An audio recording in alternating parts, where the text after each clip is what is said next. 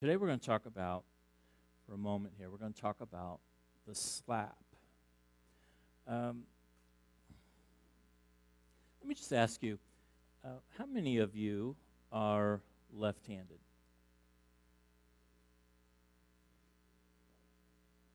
Okay, so what would you say, about 10? 10 of you left-handed? And so obviously, as we already knew, most people are right-handed. Now, in Bible times, if we were to ask that question, there would be nobody that was left-handed. That was just such a rarity. Parents actually forced their kids to be right-handed, so there weren't left-handers. Now, the scripture that we're going to talk about here deals with, to understand it, it's this idea of right hand and left hand, and we need to understand that everyone who's hearing this is assuming we're talking about a right-handed person, because everyone basically was right-handed. Now, let me just ask you, someone who's right-handed, here's what I want to ask you to do if you want to volunteer. I'd like you to just stand and keep your distance. You can just stay right there. But I want you in slow motion to pretend like you are slapping me in the face. So someone who is right-handed, I'm going to ask that you would just stand and kind of go through the motion of slapping me in the face. Who's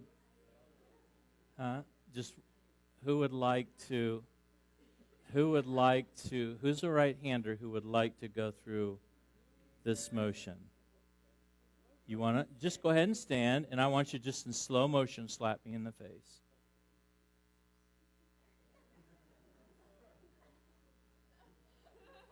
Very good. Now, what side of my cheek did he slap me on? Okay, remember that now. He slapped me on the left-hand side of the cheek. Now, I want you to look at this passage of Scripture. Again, now, remember, the Romans are dominating life. They're making life miserable for the Jewish people. And God is saying to the Jewish people, as much as they would love to act like the Romans and just kind of be children, I'm going to ask you to be the adult in the room. All right, so he slapped me on my left cheek. Now, look at this. You have heard that it was said, an eye for an eye and a tooth for a tooth. Where does that come from? That comes from the Bible, way back in the beginning, in the earliest of days, in the book of Exodus. There's actually a law, and this is where they started kind of in their understanding of how to get along with people and their understanding of society. Their beginning law in this regard was an eye for an eye or a tooth for a tooth.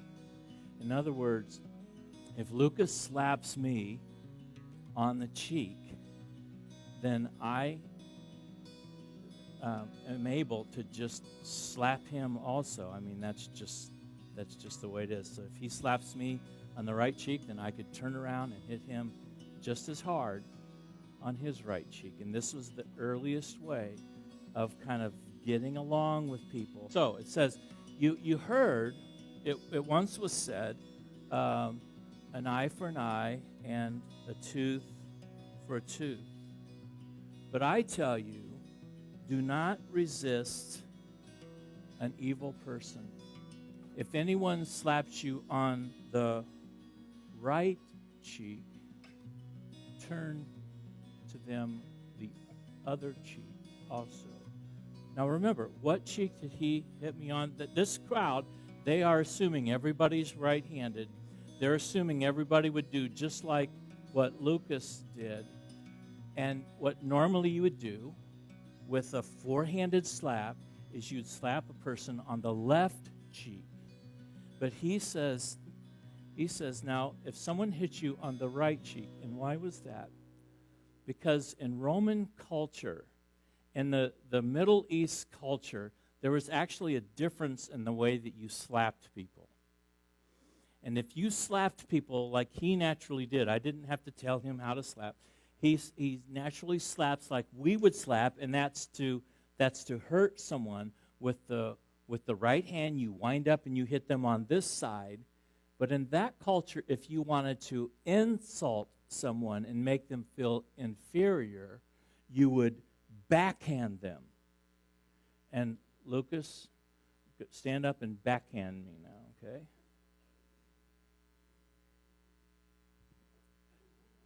Now he hits me on the right cheek. And this is specifically what Scripture is talking about. And I want to go on. I want to show you this. In Jesus' day, Roman soldiers strutted around arrogantly around Israel. At any moment, the soldier could command a Jewish person to do tasks, like carry their pack or get them water, etc. If the task was not done to the liking of the soldier, a swift backhand to the face would soon follow. In a Mediterranean culture, that made clear distinctions between classes, or in a Mediterranean culture that made clear distinction between classes. Roman soldiers backhanded their subjects to make a point. They considered Jews to be second class, inferior to the Romans. Now, Jesus is talking to a group of Jewish people who feel abused by the Romans, a group of Jewish people who feel that society is being turned upside down. They feel very threatened. They feel like life's going to kind of like come to an end. They don't know what to do. They feel helpless and they feel hopeless, and the Romans are the ones that are doing it. And they're mistreating them. They call them inferior, second-class citizens. And to make matters worse, at any moment of any day, if a Roman soldier was walking around and sees a Jewish person, at any moment they could make them do something.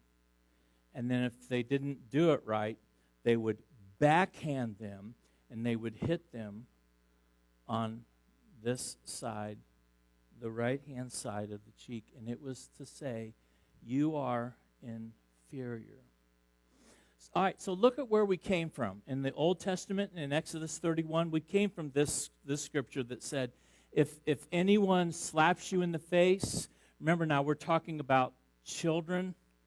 We're talking about a childish mindset of people in the oldest of societies. You know, the old days, we're talking about people biting each other, kind of, and we're talking about you can't treat them like adults and expect them to act like adults, so you got to say, if they bite you, you bite them.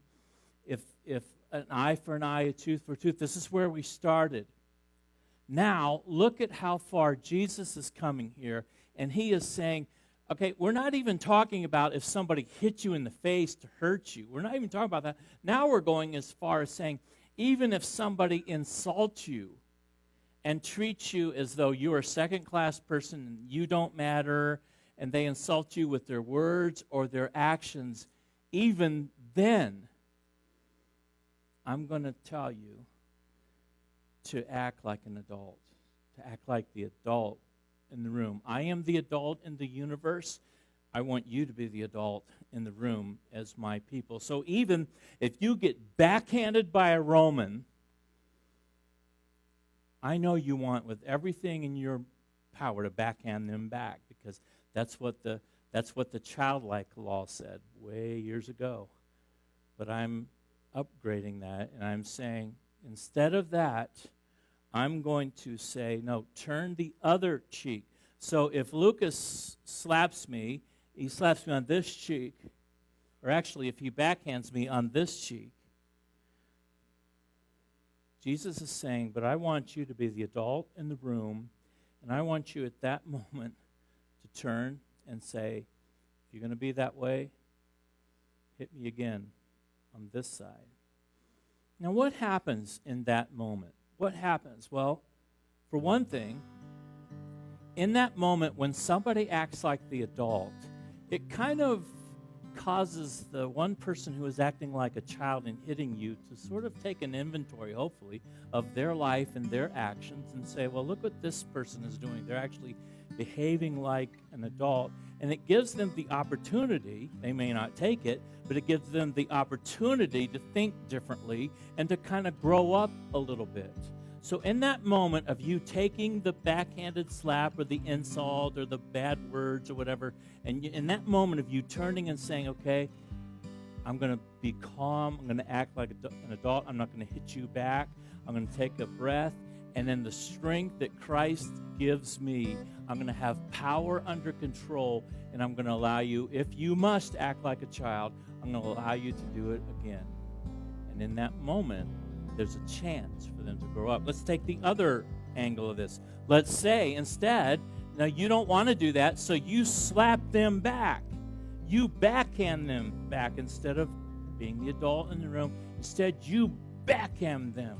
Well, of course, that Romans, he's got a lot of power, and they could have you arrested and so forth. But let's just say that wasn't in the equation.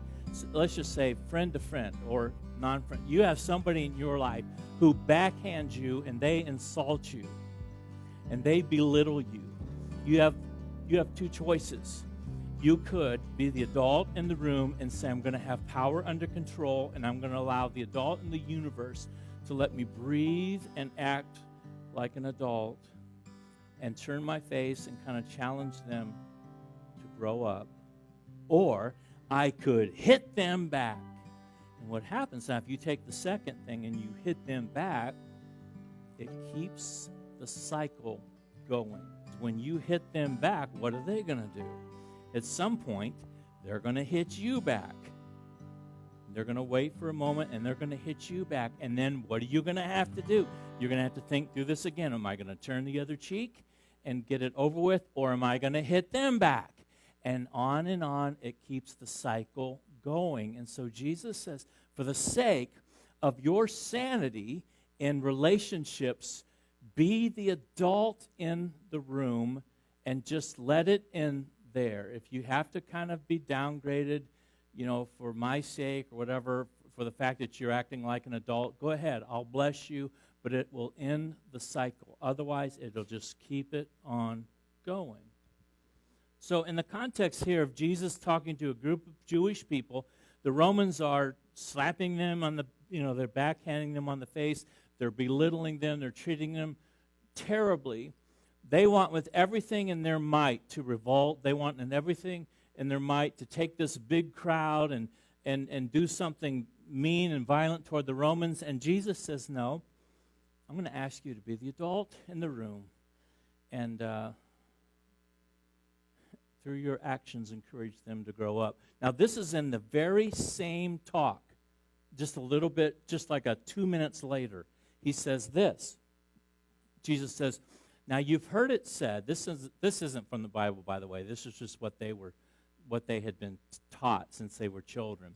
You've heard it said, love your neighbor and hate your enemy. This is what the Jewish people had been taught since they were just small kids. Like to love one another, love a fellow Jewish person, but hate the Romans because the Romans are bad. This is what they'd been taught. You've heard it said, love your Jewish friends, but hate those that are mean, hate those that aren't like you. But I tell you, look at this, he upgrades. He says, this is how you used to live when you thought like a child. Now through me, I'm asking you to be the adult in the room. It's going to be so much better for you, and you could actually make a positive influence on the world around you if instead of hating your enemy, you would actually not only love people in your family and your friends, but you would also pray to love your enemies and even those dirty, rotten Romans who are backhanding you in the face. What a difference Jesus encourages people to live according to. I'm going to ask you now, in your relationships, is there a relationship, is there a situation where you feel backhanded? Is there a situation where you would love to get even with them and just say something or do something or punch them somehow or write something or use your keyboard and say something? Is there a situation where you would love to get even, but you're not a child anymore? And besides, as believers, we have the God of the universe in us who gives us his power under control.